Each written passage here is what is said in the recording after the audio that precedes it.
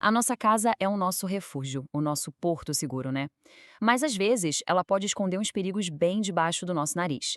E hoje a gente vai falar sobre um desses perigos silenciosos, as famosas quinas vivas de móveis e paredes. Um detalhe que, olha, afeta tanto a segurança física quanto o bem-estar da nossa casa. Dá uma olhada ao redor agora mesmo. Essa pergunta parece simples, mas a resposta está nos detalhes. Aquele canto da mesa, a quina de uma parede, são coisas que a gente quase nunca nota, mas que podem ser um risco constante, mesmo que invisível, para todo mundo que mora ali. Bom, e como a gente vai investigar isso? Na nossa análise de hoje, primeiro vamos entender o perigo físico, bem prático, das quinas. Depois, a gente mergulha na ameaça energética, pela visão do Feng Shui. E o mais importante, vamos para a ação. Vamos aprender a fazer uma inspeção em casa com um guia e conhecer um kit completo de soluções, das mais simples às mais sofisticadas. Vamos começar pelo que é mais fácil de ver e sentir. As quinas vivas, como o pessoal chama, não são só um incômodo para a gente dar uma topada. Elas são risco real de acidentes, principalmente para os mais vulneráveis da casa. E para a gente ter uma ideia do que esse número significa, um bebê pode passar a maior parte do dia em um lugar só, o berço. E o que as pesquisas mostram é que falhas no projeto, como pontas e cantos afiados, aumentam e muito o risco de acidentes graves. Isso transforma um lugar que deveria ser de descanso numa verdadeira zona de perigo. E olha, o risco não é o mesmo para todo mundo. Crianças pequenas, naquela fase de engatinhar, de começar a andar, são as mais afetadas. Mas os idosos também são um grupo de atenção, porque a pele mais frágil pode sofrer um machucado sério com uma batidinha de nada. E claro, ninguém está livre de um encontro doloroso como a quina num corredor meio escuro, né? Agora, vamos mudar um pouco a nossa lente. Além do perigo físico, que é bem claro, existe uma dimensão energética. O Feng Shui, aquela arte chinesa super antiga de harmonizar os ambientes, dá um alerta muito específico sobre essas mesmas quinas afiadas. O conceito se chama Shakiki, que a gente pode traduzir como setas invisíveis. Pensa assim, é como se daquela quina saísse uma lança ou uma flecha de energia, o tempo todo, apontada na direção de alguém. Segundo essa filosofia, essa energia cortante cria uma sensação de ameaça e pressão, mesmo que a gente não perceba conscientemente. E ficar na mira dessa seta o tempo todo tem um custo, né? O nosso corpo sente. Estar no caminho dessas quinas por muito tempo, principalmente em lugares de descanso, como a cama ou o sofá, pode drenar a nossa energia vital, o Qi. O resultado? Cansaço, irritabilidade e até um sono que não descansa de verdade. Ok, problema identificado tanto na parte física quanto na energética. E agora? Bom, agora é hora de agir. E o primeiro passo é virar uma espécie de detetive dentro da própria casa, usando uma ferramenta super simples e poderosa: um checklist de inspeção.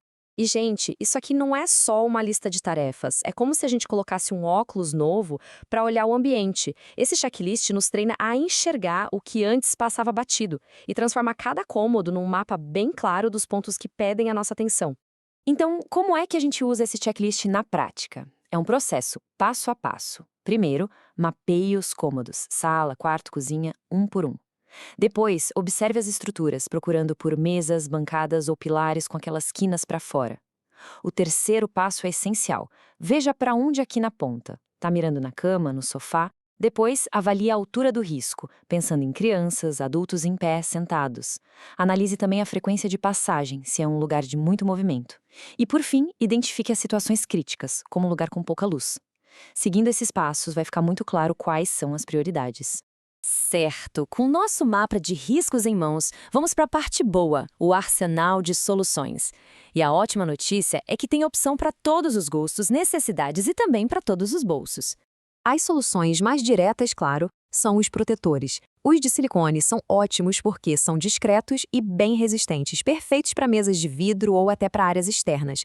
Já os de espuma, apesar de aparecerem mais, absorvem o impacto muito melhor. São ideais para aquelas quinas com maior risco de batida forte e ainda podem cobrir a borda inteira. Mas a gente não precisa parar só nos protetores, viu? Às vezes, a melhor solução é simplesmente mudar o móvel de lugar. Pensando na energia, uma planta alta ou um biombo podem funcionar como uma barreira. Para quem gosta de um faça você mesmo, uma lixa resolve a quina de um móvel de MDF. E claro, a solução definitiva é, na hora de comprar algo novo, já escolher peças com design arredondado.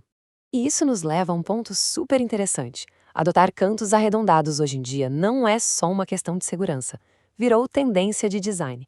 As formas curvas trazem fluidez, um ar de sofisticação e, principalmente, uma sensação de acolhimento, transformando a segurança em puro estilo. E isso vale até para as partes fixas da casa, como bancadas de pedra. O acabamento boleado, por exemplo, deixa a borda toda redondinha, unindo segurança com um visual mais clássico.